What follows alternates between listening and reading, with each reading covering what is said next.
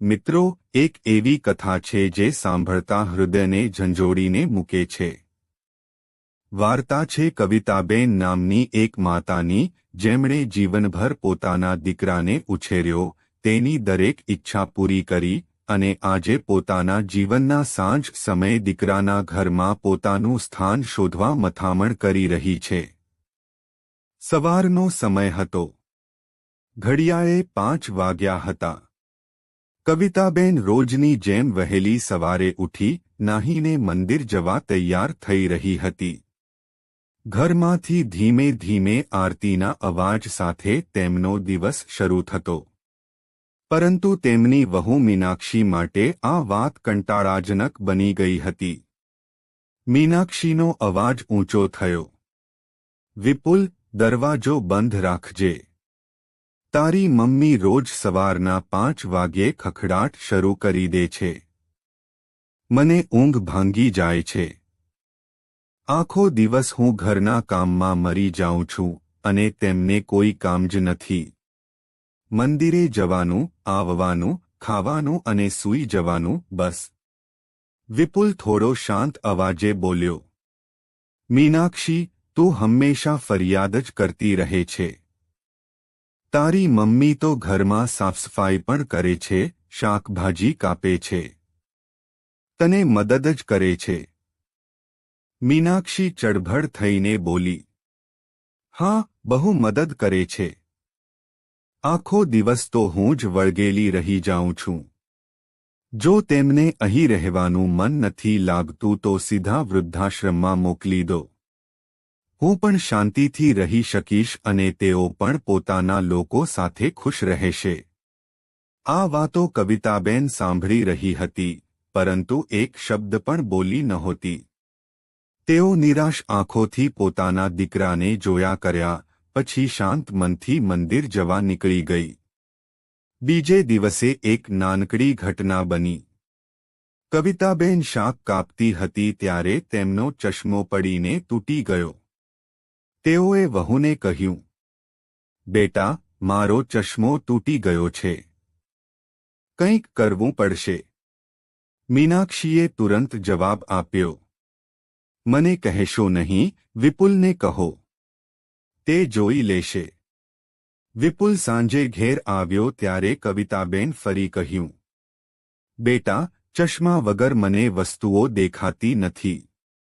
જો થઈ શકે તો નવો ચશ્મો બનાવી આપજે. વિપુલે અચકાઈને કહ્યું, મમ્મી, આ મહિને મારા પર ઘણો ખર્ચ આવી ગયો છે. આવતા મહિને જરૂર બનાવી આપીશ. કવિતાબેન હળવું સ્મિત કરીને બોલ્યા. બરાબર, બેટા. પણ આ ચશ્મા વગરની જિંદગી તેમને ઘણી મુશ્કેલી ઊભી કરી રહી હતી. તે રાત્રે બધાને ઊંઘ આવી ગઈ હતી.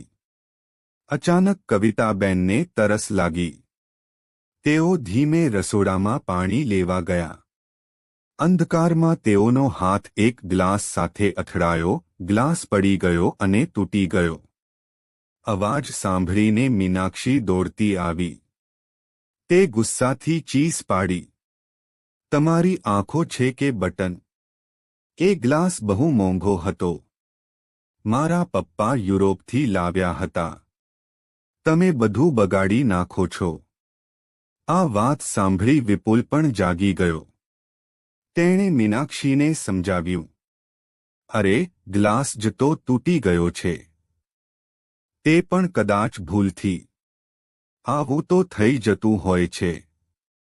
પરંતુ મીનાક્ષી શાંત ન રહી. તે રાતે ફરી પોતાના પતિને કહ્યું, વિપુલ, કેટલી વાર કહું છું તને, આ ડોશીને વૃદ્ધાશ્રમમાં મૂકી દઈએ. ઘરમાં શાંતિ જ નથી. વિપુલ ગુસ્સે બોલ્યો. મીનાક્ષી, તને ખબર છે મારી મમ્મીએ મારા માટે શું કર્યું છે? પપ્પા ગયા પછી ઘરમાં અનાજ પણ ન હતો.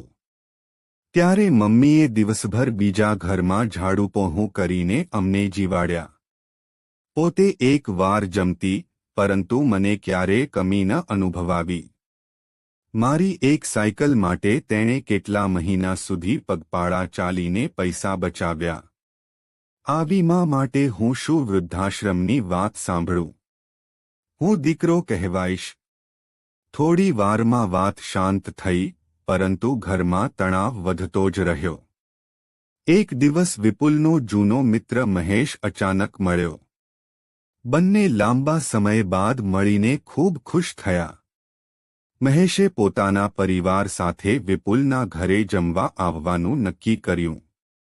મીનાક્ષી ખુશ થઈ ગઈ કે એને પણ એની ભાભીને મળવાની તક મળશે.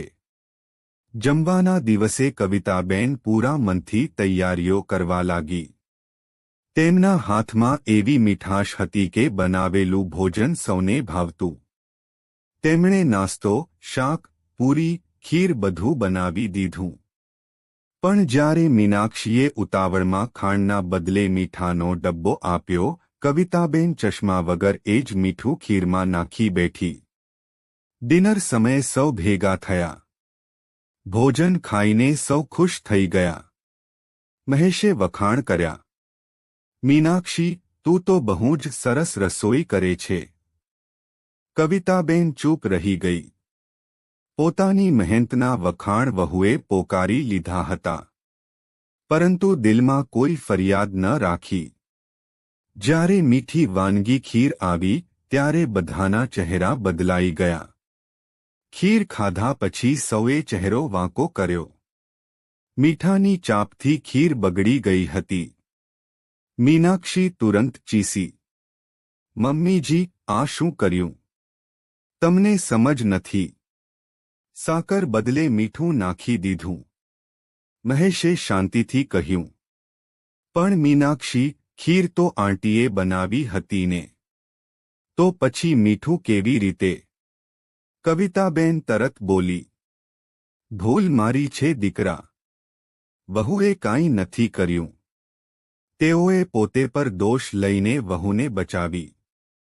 સૌ ચૂપ થઈ ગયા, પણ મીનાક્ષીનો ગુસ્સો ઓછો થયો નહીં. ખીરની ઘટનાના બીજા જ દિવસે ઘરમાં વાતાવરણ ભારરૂપ બની ગયું. કવિતાબેન શાંત રહી, પણ મનમાં ખૂબ દુઃખ અનુભવતી હતી. પોતાની ભૂલનો દોષ પણ તેઓએ સ્વીકારી લીધો, જ્યારે હકીકતમાં એ ભૂલ મીનાક્ષીની ઉતાવળથી થઈ હતી.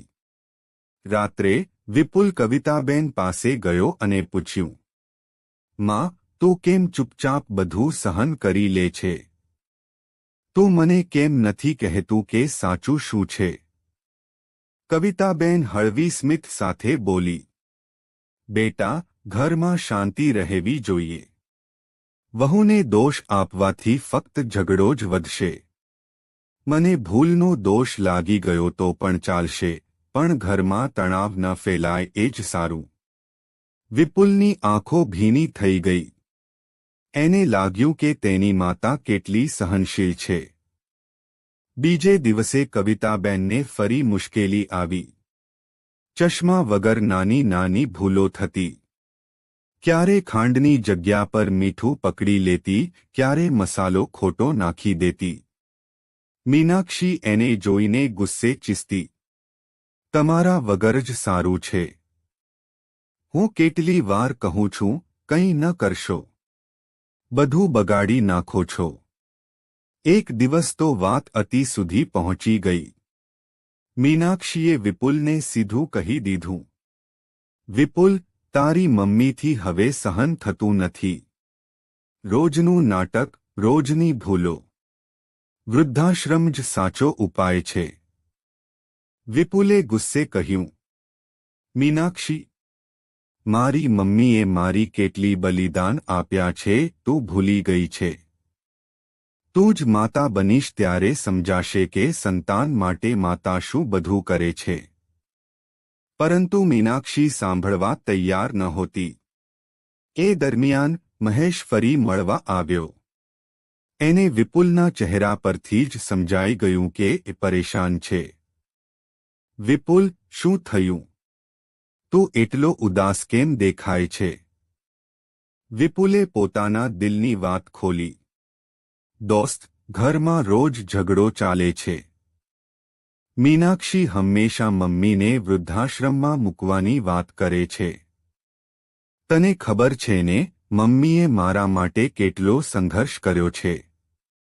આજે જ્યારે એમને મારી સૌથી વધારે જરૂર છે ત્યારે હું કેવી રીતે એમને છોડું? મહેશે ગંભીર અવાજમાં કહ્યું. મને બધું સમજાઈ રહ્યું છે. આ સમસ્યાનો ઉકેલ લાવવો પડશે.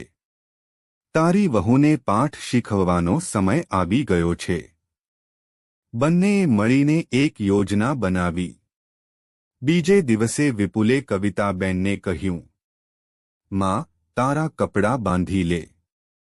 હું તને એક નવી જગ્યાએ લઈ જવાનો છું. ત્યાં તારા ઉંમરના ઘણા લોકો હશે, તને નવા મિત્રો મળશે, તું એકલી પણ નહીં અનુભવશે. કવિતાબેનને અંદરથી સમજાઈ ગયું કે વાત ક્યાં જઈ રહી છે. તેમ છતાં દીકરાને દુઃખ ન થાય એ માટે તેઓએ કંઈ પૂછ્યું નહીં. બેગ તૈયાર કરી દીધી. મીનાક્ષી તો ખુશીથી ઝૂમી રહી હતી. તેના ચહેરા પર સ્મિત છલકાઈ રહ્યું હતું. એને લાગતું હતું કે હવે તેની બધી સમસ્યાઓ પૂરી થઈ જશે. એ વારંવાર પોતાના મનમાં વિચારે, અરે, આજે તો મારી ઈચ્છા પૂરી થઈ જશે. આટલા દિવસથી જેને દૂર કરવા માંગતી હતી એ હવે વૃદ્ધાશ્રમમાં જ જશે. ત્રણેય કારમાં બેઠા. રસ્તા દરમિયાન મીનાક્ષી પોતાની જાત સાથે જ વાતો કરતી રહી. ક્યારેક હસતી, ક્યારેક વિચારીને સ્મિત કરતી. કવિતાબેન શાંત બેસી ગયા હતા. તેમની આંખોમાં અશ્રુ હતા, પણ એ અશ્રુઓ છુપાવવા તેઓ બારીની બહાર જોતી રહી. અચાનક કાર રોકાઈ ગઈ. વિપુલે કહ્યું, મીનાક્ષી, બેગ બહાર કાઢ.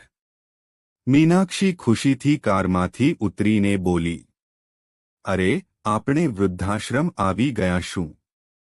વાહ! ચાલો મમ્મીજી, હું તમને અંદર છોડીને આવું. કવિતાબેનનું દિલ ધબકતું રહ્યું. તેઓ વિચારતા, આજે મેં મારું દીકરું ગુમાવ્યું છે. હવે એ ફક્ત મીનાક્ષીનો પતિ છે, મારો દીકરો નથી રહ્યો. વૃદ્ધાશ્રમના દરવાજા પાસે પહોંચતા જ મીનાક્ષીની આંખો ચોંકી ગઈ. અંદર જે દ્રશ્ય જોયું તે જોઈને એની જમીન સરકી ગઈ. ત્યાં ખુરશી પર બેઠેલા એની જ માતા પિતા હતા. ચહેરા પર થાક, આંખોમાં નિરાશા. દયનીય હાલતમાં તેઓ ત્યાં બેઠા હતા. મીનાક્ષીના હાથમાંથી બેગ છૂટી ગઈ. તે દોડીને પોતાના માતા પિતાને ગળે લાગી ગઈ. મમ્મી, પપ્પા, તમે અહીં કેવી રીતે? પિતાએ ધીમા સ્વરે જવાબ આપ્યો, બેટા, આપણા જેવા વૃદ્ધોનું હવે ઘરમાં શું કામ? સંતાનોને જરૂર લાગે ત્યાં સુધી રાખે છે. પછી જ્યારે લાગે કે કામ પૂરું થઈ ગયું છે ત્યારે વૃદ્ધાશ્રમમાં મૂકી દે છે. મીનાક્ષી આઘાતમાં પડી ગઈ. તેની આંખોમાંથી આંસુ વહી ગયા. મીનાક્ષી પોતાના માતા પિતાને એ હાલતમાં જોઈને અંદરથી તૂટી પડી. દિલમાં તોફાન ઉઠ્યું. એણે રડતા રડતા પૂછ્યું, મમ્મી, પપ્પા, તમને અહીં કોણ મૂકીને ગયું? મારા ભાઈ, ભાભી ક્યાં છે? તેમણે આવું કેમ કર્યું? માતાએ શાંત અવાજમાં કહ્યું, દીકરી, ઘરમાં બધા કહેવા લાગ્યા કે હવે આપણે ભાર બની ગયા છીએ. અમને લાગ્યું કે કદાચ એ સાચું છે. તેઓએ કહ્યું કે તને તારી જિંદગી જીવવા દેવી જોઈએ. અને એક દિવસ અમને અહીં મૂકી ગયા. મીનાક્ષી ગુસ્સાથી ફાટી નીકળી. તરત જ ભાઈ મહેશને ફોન કર્યો અને કહ્યું, હમણાં જ અહીં આ. તું કેવી રીતે તારા માતા પિતાને વૃદ્ધાશ્રમમાં મૂકી શકે છે? તને શરમ નથી આવતી? થોડી વારમાં મહેશ ત્યાં આવી ગયો. મીનાક્ષીએ તુરંત તેના પર ઝાટક્યું. અરે, જરા પણ લાગણી નથી તારી અંદર? જેઓએ તને ઉછેર્યા, તારા માટે બલિદાન આપ્યા, તેઓ આજે અહીં આવીને બેસે છે. તેમને શું જોઈએ? ફક્ત 2 વેળાનું ભોજન, 2 જોડા કપડાં, થોડી કાળજી. એટલું પણ તને ભાર લાગે છે. જો તેમને ઘરમાં રાખવા મન નથી તો પછી તેમની મિલકત પર પણ તારો અધિકાર નથી. નહીંતર હું પોલીસ બોલાવીશ. મહેશ ગુસ્સાથી હસ્યો. એટલું નાટક કરવાની જરૂર નથી. તું શું ઉપદેશ આપવા આવી છે? તું પણ તો પોતાની સાસુને અહીં મૂકવા જ આવી હતી. તો તારે શરમ નથી આવતી? પોતાની સાસુને ભોજન પણ યોગ્ય રીતે નથી આપતી, રોજ ઝઘડો કરતી અને હવે ઉપદેશ આપે છે. આ શબ્દો વીજળીની જેમ મીનાક્ષીના મન પર પડ્યા. એ એકદમ ચૂપ થઈ ગઈ. એને પોતાની ભૂલ સ્પષ્ટ દેખાઈ. ત્યાં હાજર કવિતાબેન પણ આ બધું જોઈ રહી હતી. તેમની આંખોમાં દુઃખ તો હતું જ, પણ દીકરી જેવી વહુને સાચી દિશામાં લાવવા માટે તેઓ પ્રાર્થના કરી રહ્યા હતા. મીનાક્ષીની આંખોમાંથી આંસુ ધોધમાર વહેવા લાગ્યા. એણે હાથ જોડીને કવિતાબેન તરફ જોયું અને કહ્યું, મમ્મીજી, મેં તમારી સાથે બહુ અન્યાય કર્યો. તમને દુઃખ આપ્યું, સતત અપમાન કર્યું. મને માફ કરી દો. આજે મારા માતા પિતાની હાલત જોઈને સમજાયું કે સંતાનો જ્યારે પોતાના માતા પિતાને છોડે છે ત્યારે તેમની પર શું વીતી જાય છે. આ સાંભળી કવિતાબેનની આંખોમાં પણ આંસુ આવી ગયા. તેમણે વહુને ગળે લગાવી લીધી. એટલામાં મહેશ ગંભીર ચહેરા સાથે બોલ્યો, મીનાક્ષી, જો તું ખરેખર સમજાઈ ગઈ હોય તો એક નિર્ણય લેજે. શું તું તારી સાસુને તારી સાથે પાછી ઘેર લઈ જશે?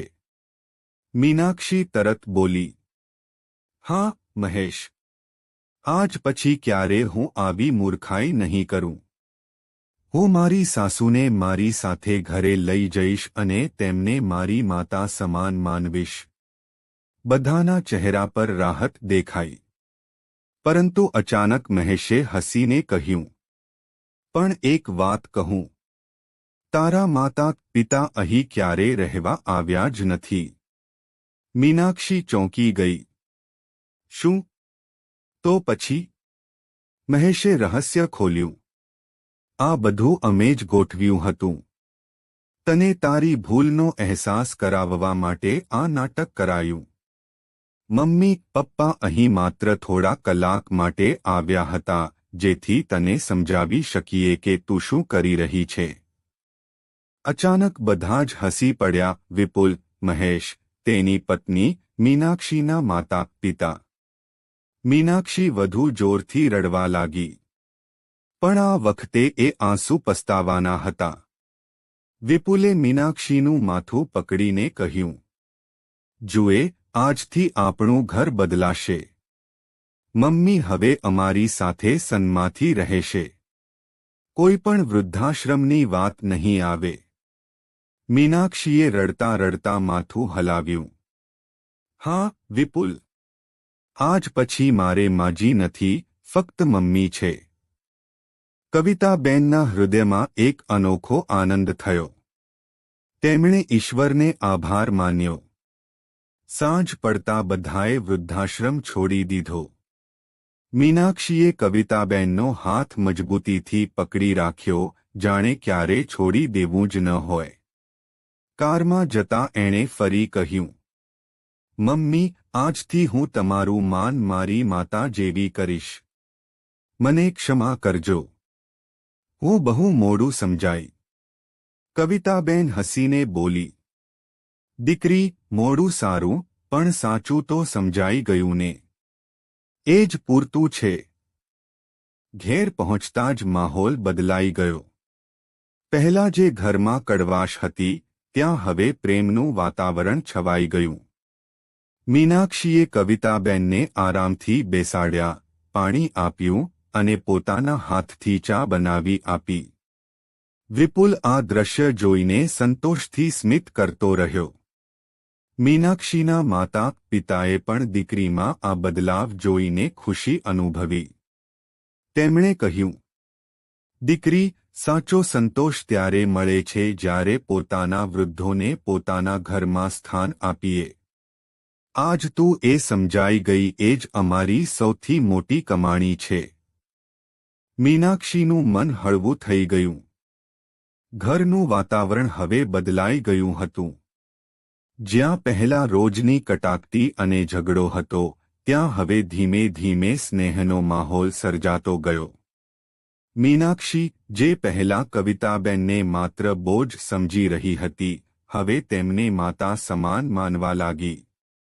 સવાર પડતાં જ કવિતાબેન મંદિરે જવા તૈયાર થયા.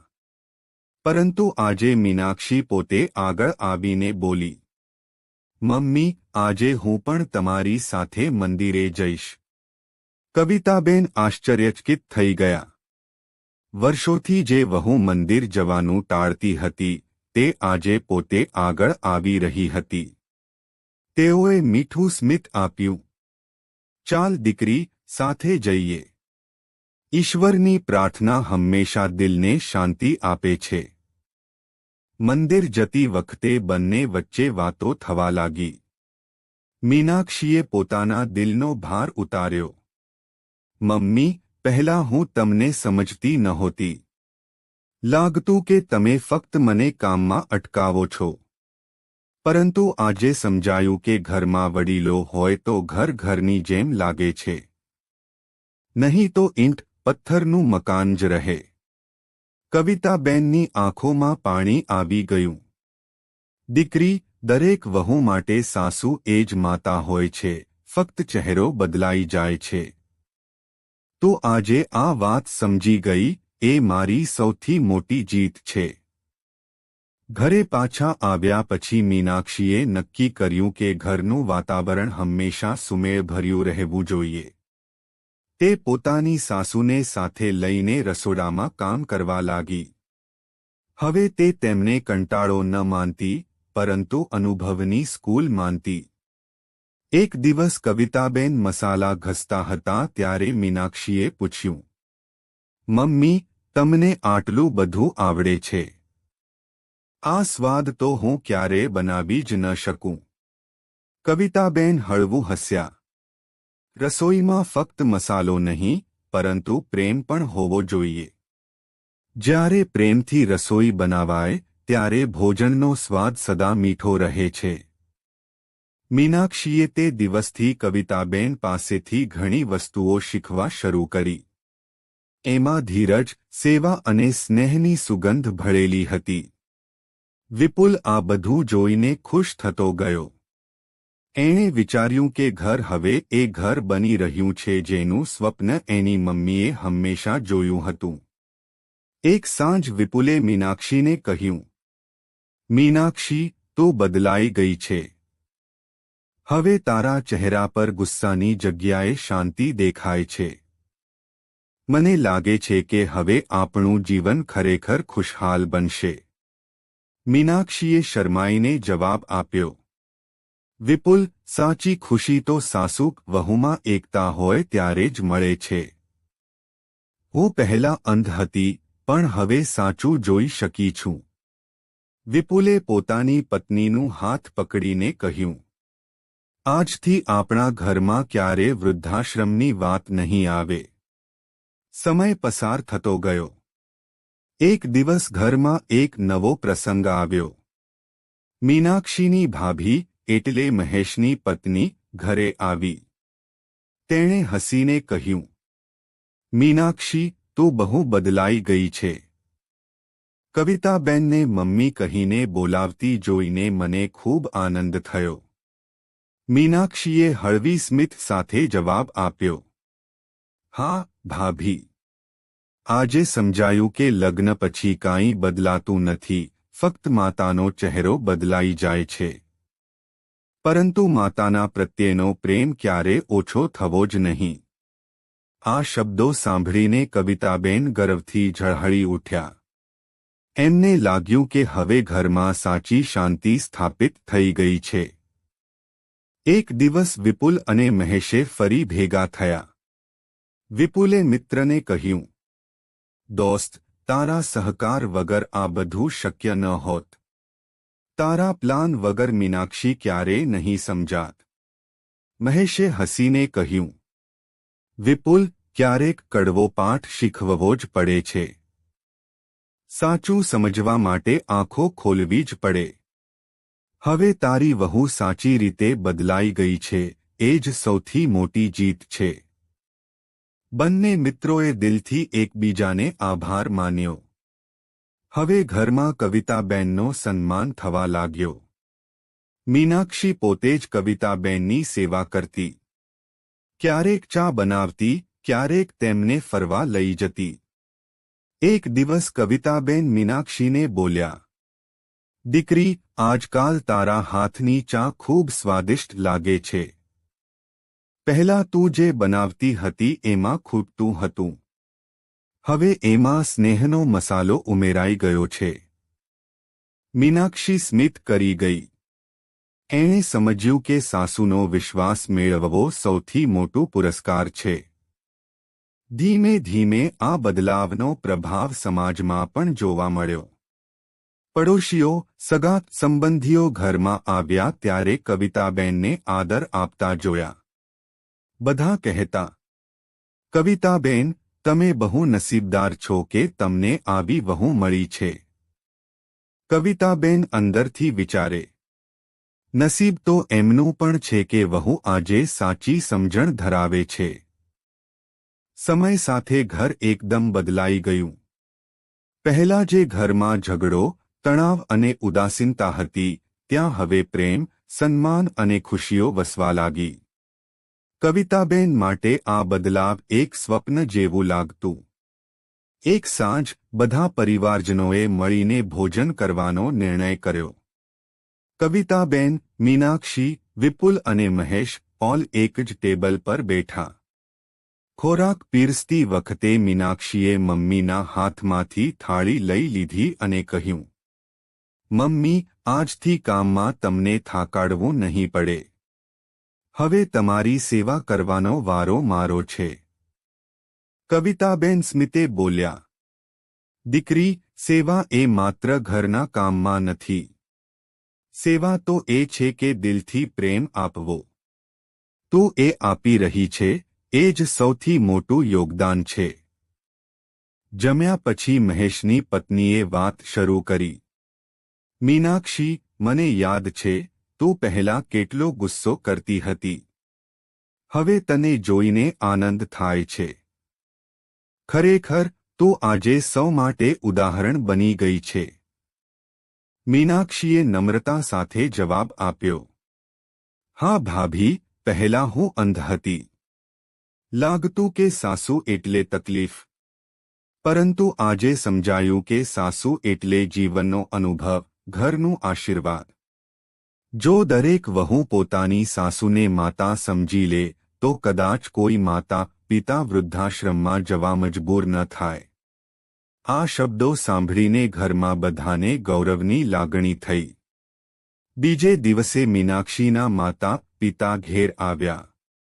તેઓએ દીકરીમાં થયેલો બદલાવ જોઈને કહ્યું, દીકરી, અમે ક્યારે વિચાર્યું ન હતું કે તું આટલી ઝડપથી બદલાઈ જશે. તારી અંદર આજ સાચી માનવતા જાગી છે. અમે તારા પર ગર્વ અનુભવી રહ્યા છીએ. મીનાક્ષી આંખોમાં આંસુ લઈને બોલી, મમ્મી, પપ્પા, કદાચ આ મારી ભૂલોનું જ પરિણામ હતું કે મને આવી કઠણ પરિસ્થિતિ જોઈ પડી. પરંતુ હવે હું શીખી ગઈ છું. હું ક્યારે પણ મારા વડીલોને દુઃખ નથી આપવાની. કવિતાબેન પણ ત્યાં જ હતા. તેમણે આગળ આવીને કહ્યું, બેટા, ભૂલ કરવી માનવ સ્વભાવ છે. પરંતુ ભૂલમાંથી શીખવું એ જ સાચું જીવન છે. આજે તું એ શીખી ગઈ છે, એટલે તું મારી દીકરી બની ગઈ. વિપુલ આ બધું જોઈને આનંદથી ભરાઈ ગયો. એણે હાથ જોડીને ઈશ્વરને પ્રાર્થના કરી, હે ભગવાન, આ ઘરમાં પ્રેમ અને સુખ સદાય રહે. ક્યારે વૃદ્ધાશ્રમની છાયા પણ આ ઘર પર ન પડે. મહેશે પણ ઉમેર્યું, હા વિપુલ, આ વાર્તા ફક્ત તારા ઘરની નથી. આ એક સંદેશ છે સમગ્ર સમાજ માટે. વડીલોને ઘરમાં સ્થાન આપવું એ આપણું કર્તવ્ય છે. તેમના આશીર્વાદ વગર જીવન અધૂરું છે. સમય પસાર થતો ગયો. હવે મીનાક્ષી પોતાની ભાભી સાથે મળીને સમાજમાં પણ સંદેશ આપવા લાગી. જ્યારે પણ કોઈ વૃદ્ધાશ્રમની વાત કરે ત્યારે એ ખુદ ઉદાહરણ આપી કહેતી, વડીલોને ઘરમાં રાખવું એ જ સાચું સુખ છે. વૃદ્ધાશ્રમની જરૂર જ ન પડે જો દરેક વહુ પોતાની સાસુને માતા સમજે. ઘણા લોકો તેના શબ્દોથી પ્રેરિત થયા. આસપાસના વિસ્તારમાં વૃદ્ધાશ્રમોની જરૂરિયાત ઓછી થવા લાગી કારણ કે પરિવારોમાં સમજણ વધતી ગઈ. એક દિવસ ગામમાં એક સમારંભ યોજાયો. ત્યાં મીનાક્ષીને આમંત્રિત કરવામાં આવી. લોકો સામે એણે પોતાનો અનુભવ શેર કર્યો. મિત્રો, હું ક્યારેય ગર્વથી નથી કહી શકતી કે મેં મારી સાસુને કદી દુઃખ આપ્યું નથી.